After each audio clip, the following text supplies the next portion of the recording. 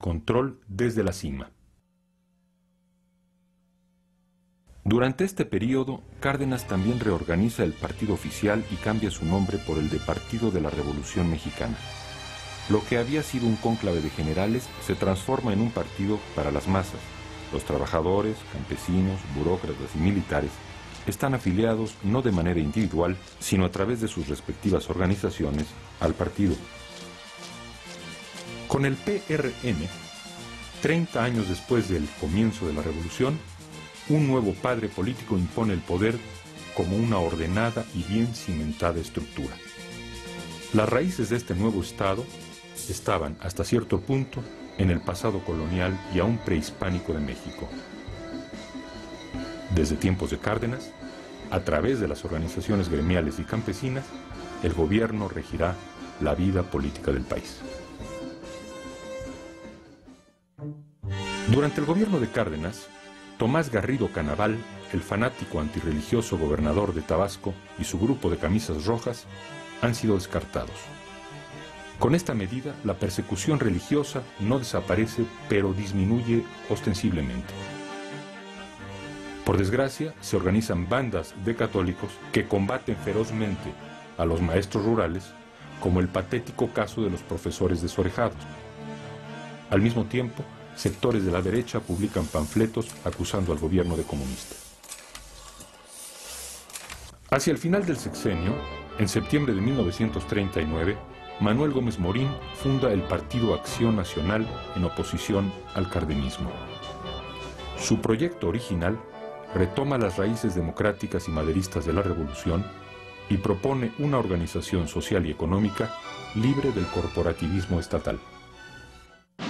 Paralelamente, la oposición más seria está en los sectores anticardenistas del ejército. La rebelión de Saturnino Cedillo, posiblemente relacionada con intereses extranjeros sobre el petróleo, es el caso más notorio. Cedillo fue el último cacique militar que intentó levantarse contra el gobierno. Cárdenas había viajado personalmente a San Luis Potosí para tratar de disuadirlo, y su muerte, ocurrida en circunstancias poco claras, no parece achacable al presidente.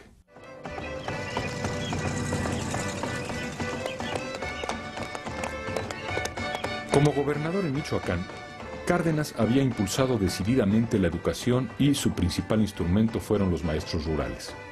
Como presidente, también cuenta con su apoyo. Nosotros vemos que el maestro se convierte en un protagonista social de enorme importancia en la vida mexicana. No solamente es el que enseña a leer y escribir, sino que es el que organiza la comunidad, el que encabeza las luchas por la reforma agraria, el que limita la acción del clero, digamos, etcétera, etcétera.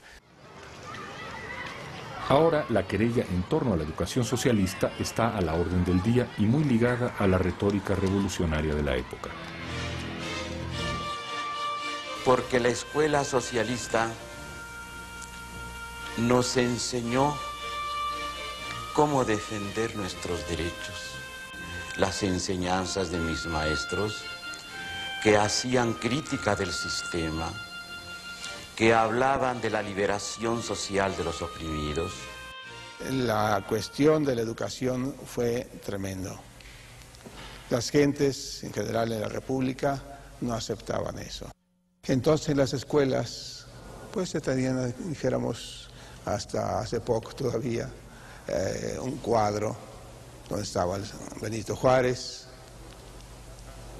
y detrás estaba el Sagrado Corazón.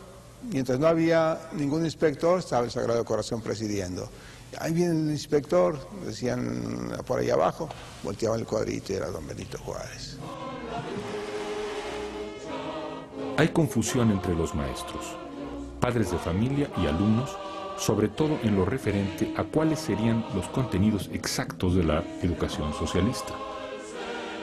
Hay discusiones públicas, agitación universitaria. Vicente Lombardo Toledano funda la Universidad Obrera, los estudiantes salen a la calle vestidos de obreros, el aniversario de la Revolución Rusa se eleva a fiesta nacional en el calendario de la Secretaría de Educación. Cárdenas no puede detener la palabrería ni los impulsos por la educación socialista, pero en el fondo la ve como un objetivo menor. Ni el anticlericalismo ni el ferviente entusiasmo socialista eran parte de la imagen que Cárdenas había construido de sí mismo. Las fotografías de la prensa en aquella época lo presentan como quiere aparecer y casi tal como es. Ni el juego ni la vida nocturna seducen a nuestro actual presidente.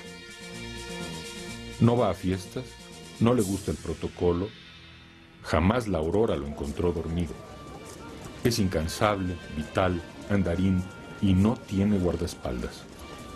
Ha cerrado casinos, ha prohibido el high alay, pero le gustan los deportes campiranos. Nunca, ni cuando tomó posesión, ha vestido de etiqueta. Siempre usa traje y es extremadamente cortés. Los rumores de sus amoríos no lo perjudican.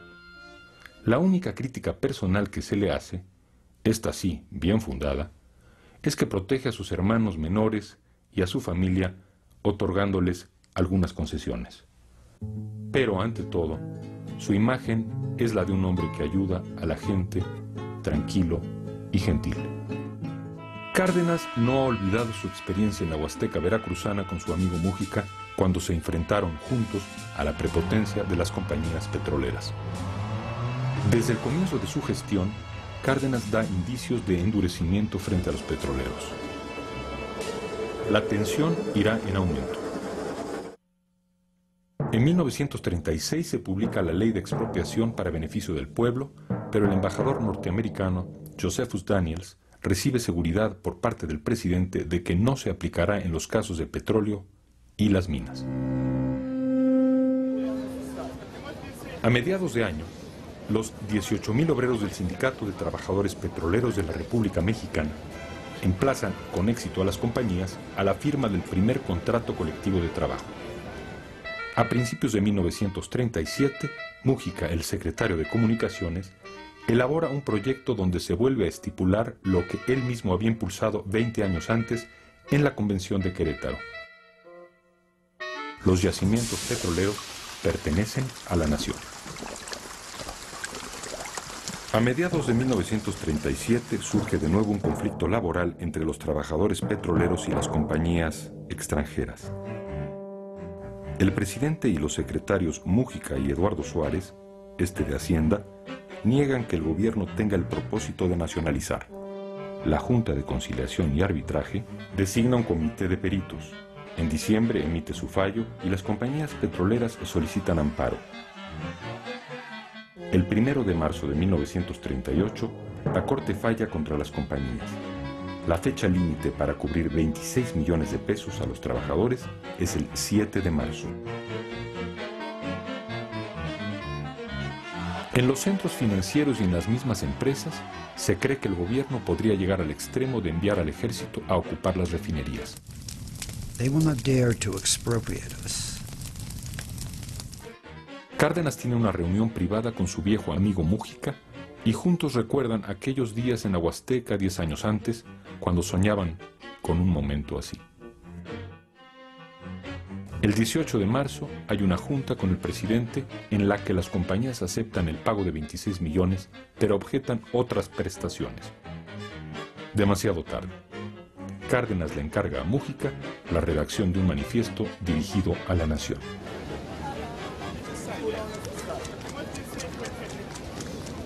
Es el interés público de los mexicanos y aún de los extranjeros que viven en la República y que necesitan de la paz y la dinámica de los combustibles para el trabajo. Es la misma soberanía de la nación que quedaría expuesta a simples maniobras del capital extranjero. Se trata de un caso evidente y claro que obliga al gobierno a aplicar la ley de expropiación en vigor. La decisión tenía hondas raíces en la historia de México, en las aspiraciones de gobernados y gobernantes, en las aspiraciones nacionales, pero para ejecutarla requería